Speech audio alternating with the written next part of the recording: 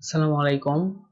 এই ভিডিওতে আপনাদেরকে দেখাবো কিভাবে সিএসএস এ আইকন ব্যবহার করতে হয়। তো আমরা আইকন ব্যবহার করার জন্য আমাদেরকে আইকন ইম্পোর্ট করতে হবে। আমরা চলে যাবো ফন্ট অসামে এন্ড এখান থেকে আমরা start word free send a kit. এখানে আপনারা আপনাদের জিমেইল দিয়ে লগ ইন করার পর আপনাদেরকে একটা কিট দেওয়া হবে। সেই কিটটা জাস্ট আমি এখন দেখাই। ওই কিটটা আপনারা কপি করে নিয়ে আপনারা আপনাদের জিমেইলে লগ ইন করার পরে এটা নিয়ে এসে এই যে আমাদের লিঙ্ক ট্যাগ আছে না, লিঙ্কের পরে জাস্ট পেস্ট করবেন।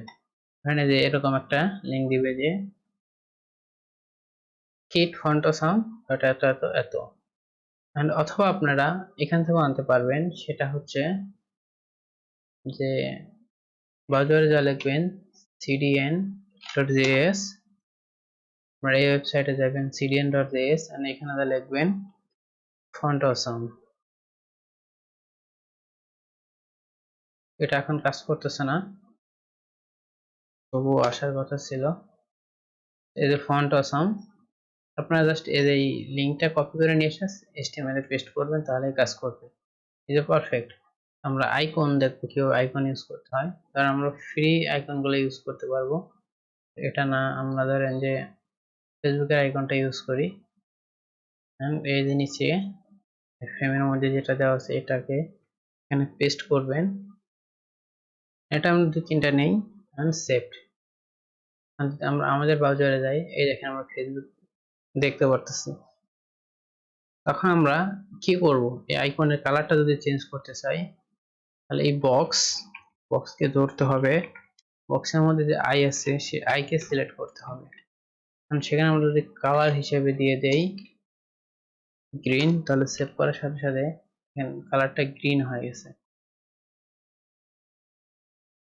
এন্ড আমরা যদি এখানে একটা ব্যাকগ্রাউন্ড দিতে চাই, ব্যাকগ্রাউন্ড কালার ব্লু, তাহলে দেখেন কি হয়, একটা ব্যাকগ্রাউন্ড কালার ব্লু হয়ে গেছে। এন্ড আইকনের আমরা একটা কাজ করতে পারি, সেটা হচ্ছে এখানে একটু মার্জিনটা ইউজ করে আসি।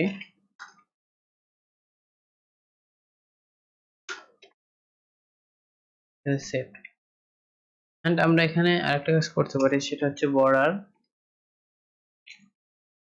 Radius 50% and save. তাহলে দেখেন এটা একদম সেমলি কাজ করতেছে। ইভেন আমরা যদি এখন কালারটাকে চেঞ্জ করে দেই, গ্রিন না করে ধরেন যে ইয়েলো করলাম, সেভ, তাহলে দেখেন কালারটা কিন্তু ইয়েলো কালার হয়ে গেল এন্ড আইকনের যে ব্যাকগ্রাউন্ড কালার ছিল সেটা কিন্তু ব্লু কালার। ইভেন এভাবেই আমরা সিএসএস এ আইকন ব্যবহার করে থাকি। তো এই ভিডিও এতটুকুই। অবশ্যই চ্যানেলটি সাবস্ক্রাইব করবেন, পাশে থাকা বেল আইকনটি প্রেস করবেন। ভালো থাকবেন, সুস্থ থাকবেন। আসসালামু আলাইকুম।